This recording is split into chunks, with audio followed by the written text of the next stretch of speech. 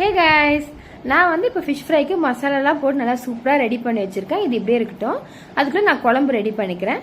எப்பவும் போல் பூண்டு சின்ன வெங்காயம்லாம் வதங்கி விட்டு பெரிய வெங்காயமும் பச்சை மிளகும் அரைச்சி தான் சேர்த்துருக்கேன்.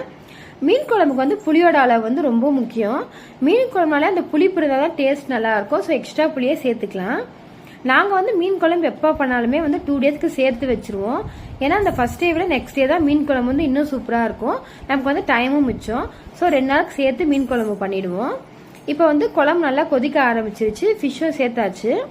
இப்போ பார்த்தீங்கன்னா மீன் வந்து நல்லாவே வெந்துருச்சு. ஸோ நம்ம ஃபைனலாக ஸ்டவ் ஆஃப் பண்ணுறதுக்கு முன்னாடி கொஞ்சம் கொத்தமல்லியை மட்டும் தூவி ஸ்டவ் ஆஃப் பண்ணிட்டோம் அப்படின்னா சூப்பரான மீன் குழம்பு ரெடி. இப்போ ஃப்ரைக்கு வந்து பார்த்தீங்கன்னா நான் பெருசாக மசாலா எதுவுமே சேர்க்கல. மிளகாய்த்தூள், உப்பு, கார்ன்ஃப்ளவர் மாவு, அரிசி மாவு இது மட்டும் தான் சேர்த்துருக்கேன். நீங்கள் வேணா இந்த ஃபிஷ் மசாலாலாம் கூட சேர்த்துக்கலாம். நான் வந்து எதுவுமே சேர்க்கல. அதே மாதிரி நான் எப்பவுமே வந்து தவா ஃப்ரை மட்டும் தான் பண்ணுவேன். அவ்வளோதான். இந்த வீக்கெண்ட் வந்து எங்களுக்கு இதான்